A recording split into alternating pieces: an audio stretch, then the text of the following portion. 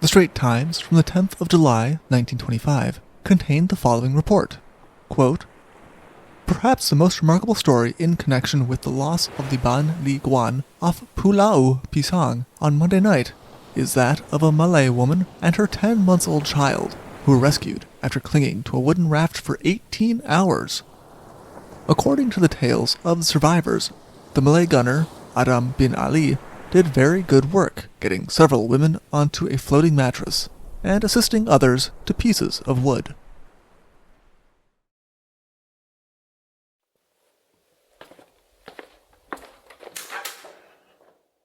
Hello, and welcome to the Shipwreck Archive. Thank you. Would you happen to have the story, Still Space on the Ban Lee Guan? Here we are. Enjoy!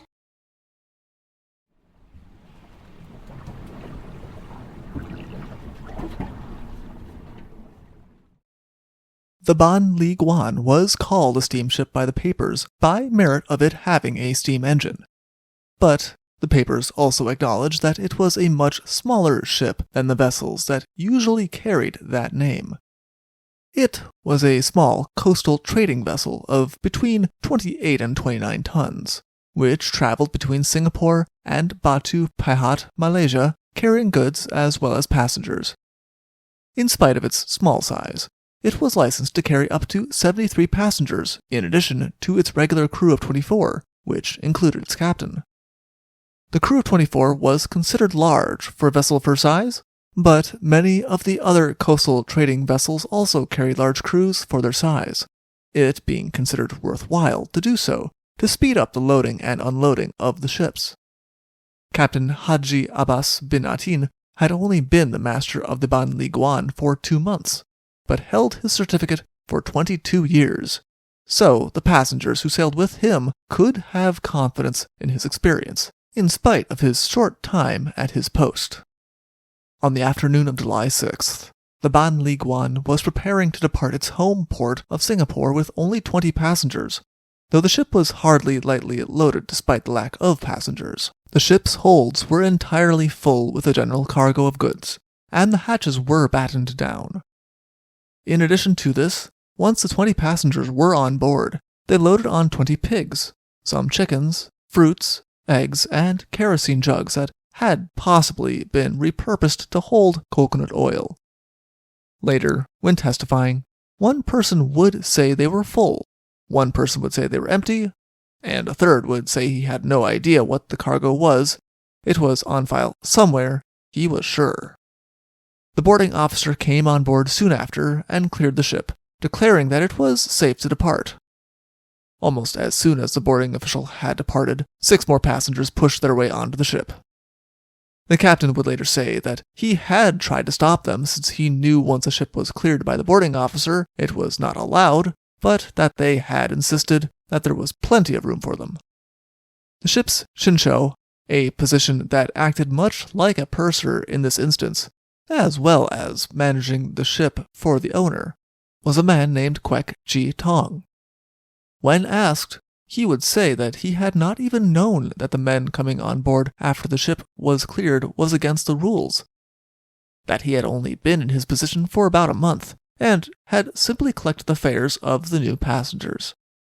He and the captain would both testify later that the ship's plimsoll mark was above the water when the ship departed Singapore at 3:30 or a little later. The boarding officer would testify that the plimsoll mark had only been barely above the water when he had been on board the Ban Lee Guan, before the additional 6 passengers had come on board. Depending on how the ship was generally, it did not matter much that the captain and the crew all said that the ship was not lower in the water than it generally was for these voyages.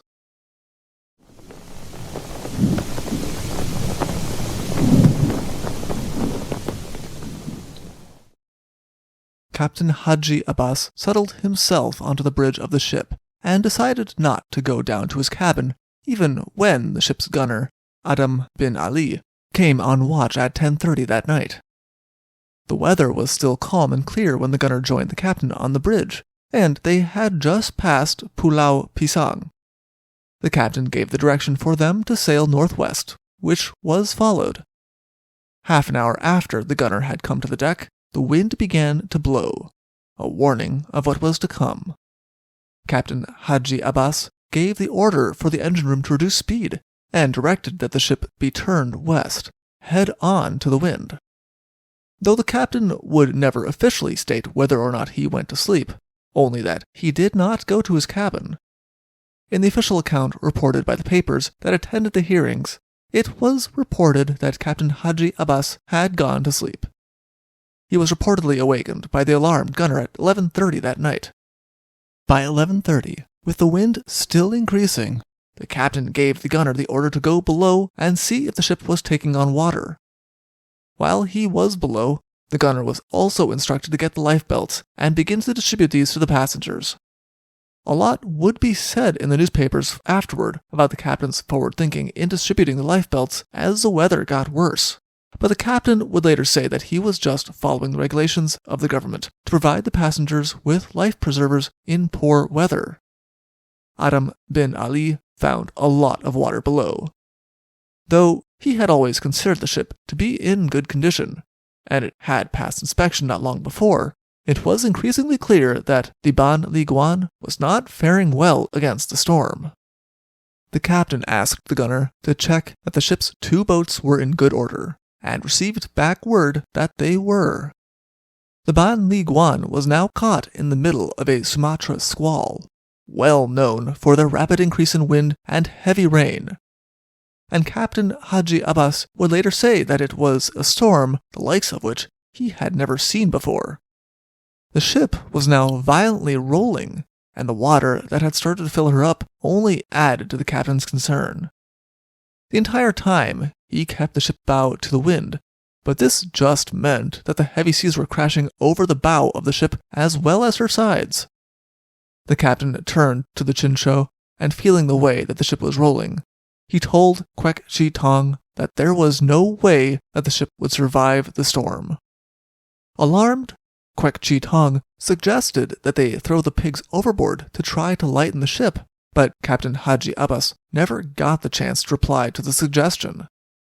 A particularly heavy wave crashed over the ship, and the next roll of the ship was particularly dramatic.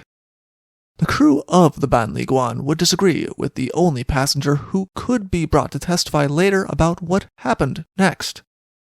The passenger Haji Omar bin Salim would say that when the ship rolled after the wave hit it, the pigs and the deck cargo all shifted, and so, when the next roll of the ship came, the ship was not able to recover. The ship plunged down, stern first, with incredible suddenness. The checking of the ship's 2 lifeboats was made meaningless. They were dragged down with the ship, with no chance at all for anyone to launch them. The crew insisted that the deck cargo did not shift, but they also said it was much lighter than the passenger testified to. The boarding officer was not much help on this occasion, since he could not remember the particulars of the cargo, though he did say that, per regulations, he would have made sure that it was not stacked higher than 3 feet on the deck. He did remember seeing wood to fuel the ship's boiler stacked on the deck, something that Kwek Chi Tong would testify was not the case. It is a discrepancy that puts some doubt into whether Kwek Chi Tong's account of how much of a load the Ban Lee Guan was carrying is entirely accurate.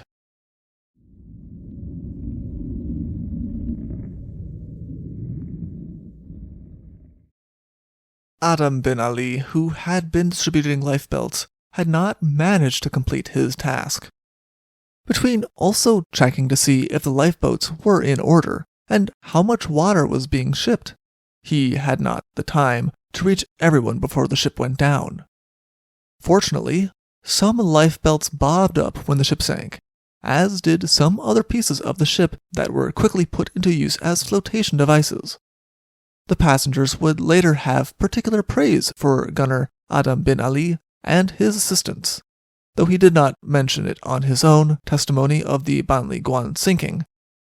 The passengers told the newspapers that he had occupied himself as the ship sank, and immediately afterward with the safety of some of the women who had been on board, one of whom had an infant in her arms. He had found a mattress floating on the water that he had placed some of them on to use as a raft, and found some pieces of wood to assist others. He was the only member of the crew who was mentioned as having actively assisted in saving the lives of the passengers. Everyone else who found themselves in the water grabbed whatever they could to keep themselves afloat in the stormy seas. 5 people found themselves clinging to a single lifebelt. 5 more people were reportedly holding on to a case of rockets that the Ban Lee Guan had never had a chance to use to signal for help when the rockets exploded and all 5 people were lost. One of the crew members, the steersman, was particularly good at swimming, and rather than joining the others in clinging to the wreckage, he instead took on the Herculean task of swimming to shore through the rough seas. Somehow, he succeeded in reaching an area where there was a fishing vessel and was picked up. Once he was on land, he spread the word that a ship had sunk and its general location. A naval vessel, the HMS Iroquois, was immediately dispatched, and word was spread to all the local fishermen and other vessels that traveled in the area to keep an eye out for survivors. The Straits Steamship Company gave special instructions to its steamship Trang, which was leaving Batu Pahat, to keep an eye out for survivors. Despite the search for survivors, the fact that the newspapers were not optimistic was clearly shown in the reporting. In the same news stories that said that mariners were asked to keep an eye out for survivors were statements saying that there was only one survivor of the wreck, the man who had swam to shore. The ship had sank very suddenly, without lifeboats deployed. The storm had been very bad, and it had been hours. It was feared that even the people who had clung to the wreckage would have given up and sunk beneath the waves by the time the news had spread.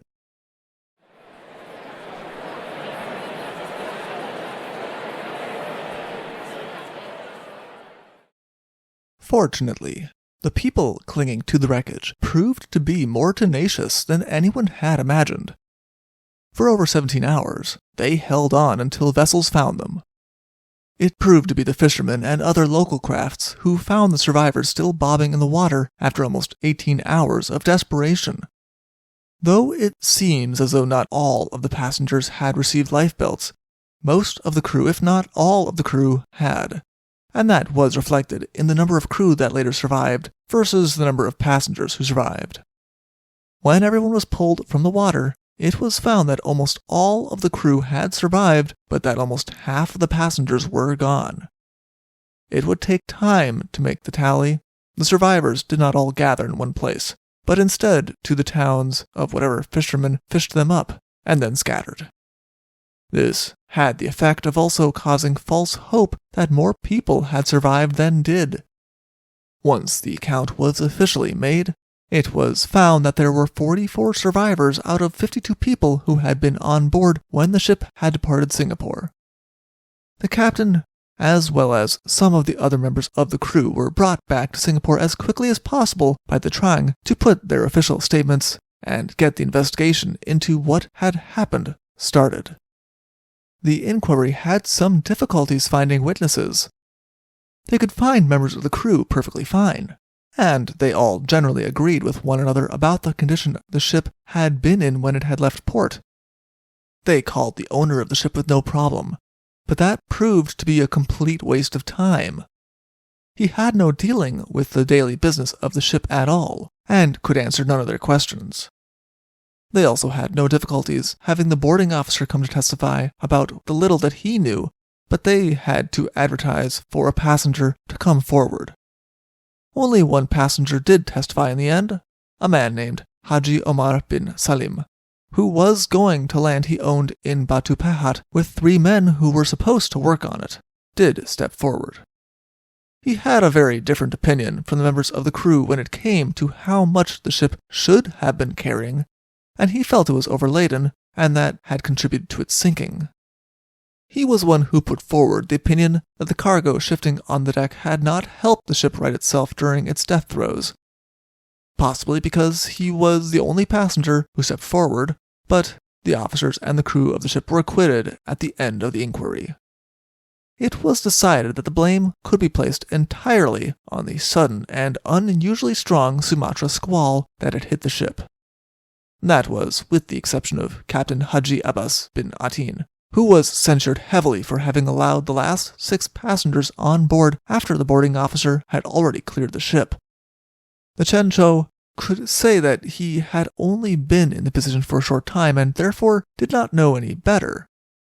But the court was not likely to believe the same for a man who had 22 years of experience as a ship's master.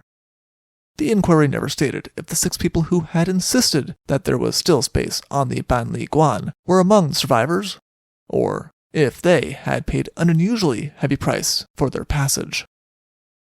For more information, please see the Singapore Free Press and Mercantile Advertiser from July 29, 1925, or see our sources in the description below. Thank you for listening. Thank you for visiting the Shipwreck Archives. See you soon.